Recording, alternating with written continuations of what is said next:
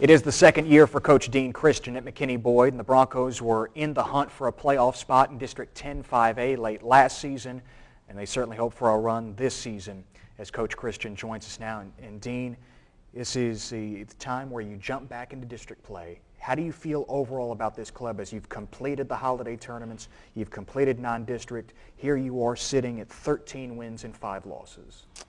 Well, we're definitely in a better position than we were last year at this time, and I really feel like the team has gelled, they've matured, and most of all, they've gone through the process of empowering each other by trusting each other. So when you get a group of young men like these who really care about each other and they're able to trust each other, get to the point where they trust each other, I feel really good about this group in that respect. We mentioned the holiday tournaments. That is the time where you shape your team going forward in district play.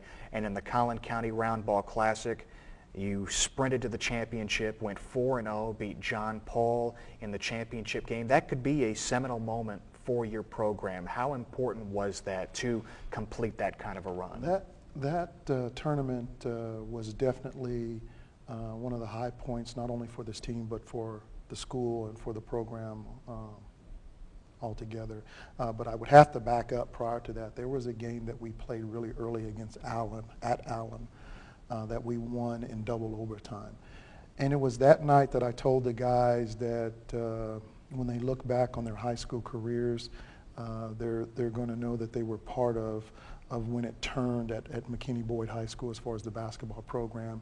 And ever since that night, it's kind of rung true. We've played championship basketball, if you will, winning basketball. In other words, we play to win now versus playing to compete or playing not to lose by so much. But the kids have really come to the gym every night, come to practice every day to prepare to win, and then come to the games challenging to win. And Dean, championship basketball is about executing down the stretch. That was an issue late last season in your first year as a program. A lot of young guys just trying to learn how to win. Right. And you said that would be a key going forward. How do you finish games? You've done that, the Allen game. And then, just before the new year, in the Colony Cougar Classic, you beat Frisco Centennial by 2 points. You beat Denton Ryan by 4. Your team is learning how to close the door on teams. What's been the difference in there going from, like you say, competing, keeping it close, to actually finishing games? Well, there's 3 factors. One, the maturity in experience. You can never substitute the experience factor, and we have several key guys that logged several minutes last year, and so it's not anything new to them to be in those situations. And then 2, I would have to say preparation.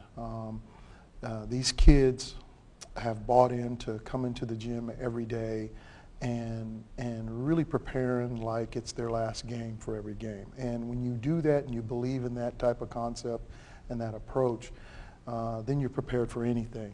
And then finally, I would just have to say the trust in each other and empowering each other and learning what each other does on the floor, and then allowing each other to do what they do best, and trusting each other that they're going to do their jobs.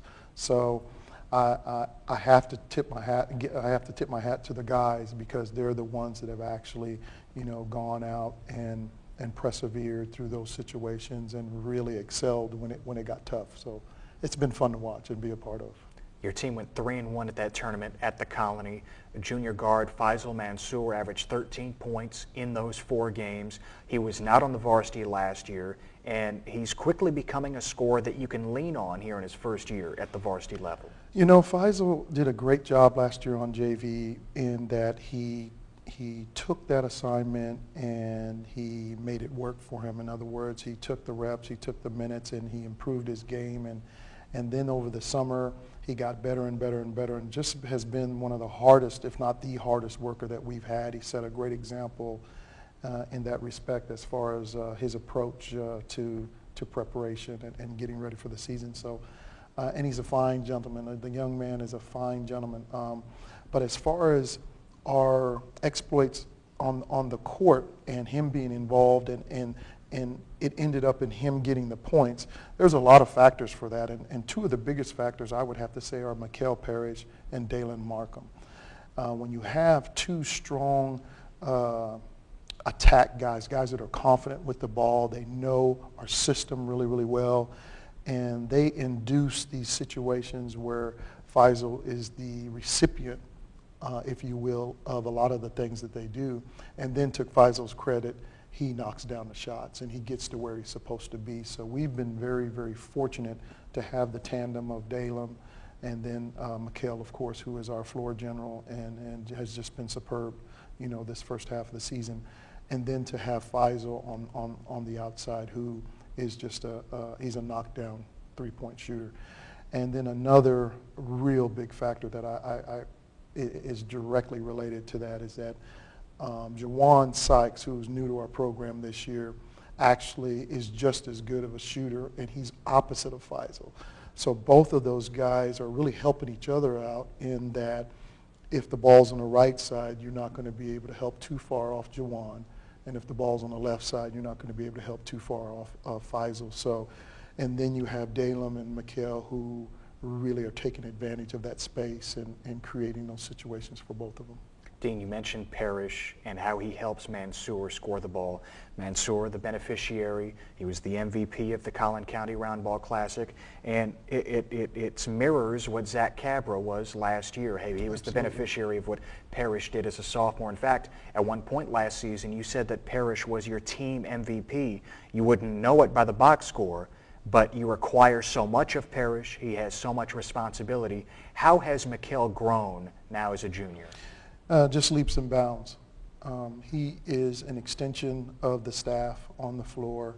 He knows what we do now better than I do. A lot of times in practice, he corrects me because you know sometimes I lose track of where I'm at or what I'm doing, and he'll say, "No, Coach, we do this," and he goes as far as to even to tweak the offense for us. I mean, he sees things out there, and he's made us a better team in that, you know, he really helps people be better than they are with his play. And when you have a guy like that on the floor, first of all, it's contagious, and then second of all, you know, when you have that type of a person, you're going to win some games. So. Not only does Parrish help Mansour on the wing, but I'm sure he helps Martez Butler on the interior. Butler is your tallest player at 6'3", right. Undersized in the post for sure, but he's fearless down there, and he had a solid tournament at the Colony. He averaged Absolutely. 11 points in addition to his other responsibilities. Absolutely. You know, Martez, after last year, we sat down and we talked about a couple of things he needed to do different and some things he needed to change, and he looked me dead in the face and said, "Coach, I'm going to do it," and then he actually did it. And those changes that he made have enabled him to perform at a different level this year. His game is a lot more versatile. Last year, I would say that he was primarily an inside block player, but this year he's expanded his game to where he catches the ball on the top of the key and on the elbow, and he operates from there, and he's made us really, really a tough team to guard sometime, especially if we invert the floor on you. And then he's probably our best free throw shooter. So he doesn't mind going in there and giving his body up because he gets to the free throw line. He's probably shooting 85% from the free throw line, which is outstanding for a big man. Sure. You opened district play before the Colony tournament against Lakeview Centennial, last year's state runner-up in Class 5A. Lakeview's a team in transition after Coach Tony Malden retired, lost stars like Chris Jones and Todrick Gottard to Division I, but obviously Lakeview is a team that won't let go of this district, their stranglehold on 10-5A so easily. Absolutely. What did you learn about your team from that game? Well, one of the things that became very apparent for us was that we are in the upper echelon of the league. Now, you can say that and you can believe that all you want, but then you also have to go out and compete every night. One of the things, believe it or not, that we are having to deal with this year is winning. Now, you know, dealing with losing is one thing, and then dealing with winning is still something to deal with. It's still a maturing process for our team. You know, you go from competing to be in the game to competing to win, and then you got to learn how to follow that process and do it every single game and not take anyone for granted. For a young team that's not used to winning, sometimes you take your eyes off the process and the things that got you there, and you have some fall off, and you have some problems. But one of the great things about this ball club is that we've lost 5 games, and we've learned definitely from all of them, but we haven't had back-to-back losses, and that says a lot about these young men, that they're able to regroup, that they're able to get back to the practice floor, the drawing board, and open their ears again and refocus and get back to what makes us good. So hopefully we will have less and less of those situations where we have to get back to who we are and hopefully stay who we are and get better at who we are. 2 other games this week, Dean, against teams that are also in this upper echelon of District 10 5A. Garland, followed by Naaman Forest, which features the big man Prince eBay, headed to the University of Texas. What do you need most from your team this week? Well, we need to understand what it means to play at home in district. I think every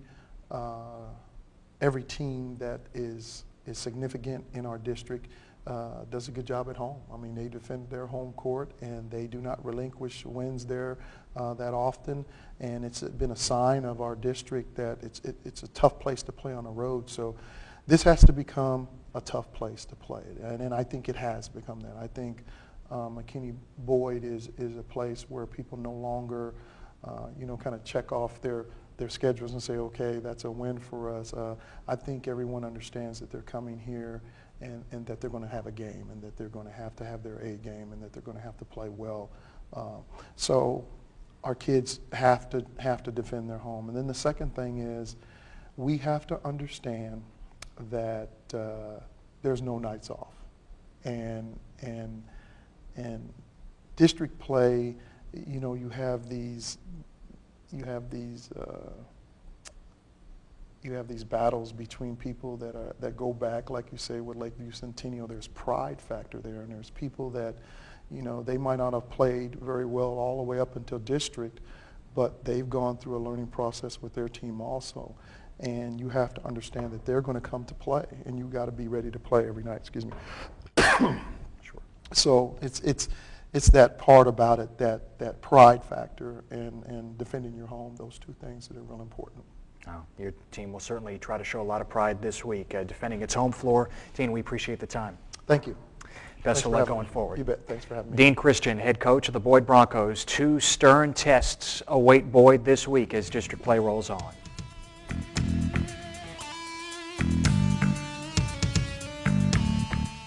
And that is our show for today. Thanks so much to the coaches this week. Next week, we'll look back at the fall tennis season in MISD, and we'll also highlight some of the top contenders for the individual awards this spring. Remember, if it's McKinney ISD Athletics, it's on Sports Talk. I'm Ted Emery. See you next time.